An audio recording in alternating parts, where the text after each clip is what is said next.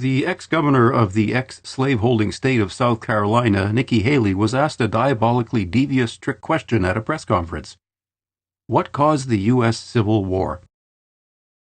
Now, we at this channel know that it would be incredibly difficult to find someone who couldn't answer that question. They found that someone. She responded by saying it was about how the government was going to run. She also said it was about tradition. And then she said it was about freedoms and what people could and couldn't do. That's some industrial-strength diesel-powered whitewashing. Each state obviously created a document detailing their reasons for secession.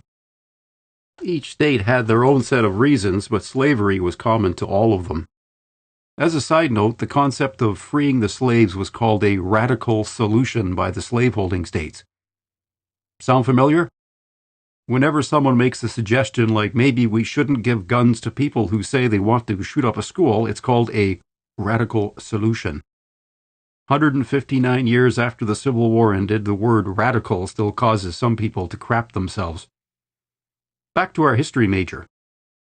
Several decades after the war ended, the reasons were whitewashed. The Civil War became a war among the states.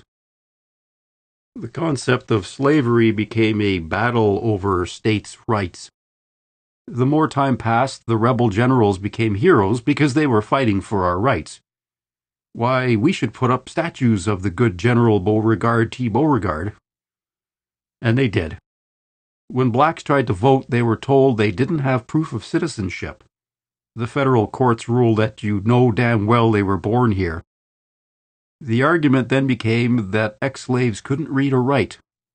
That's because you didn't teach them, was the response. They have to pass a test, was next. A test that 99% of the state couldn't pass. These were called Jim Crow laws.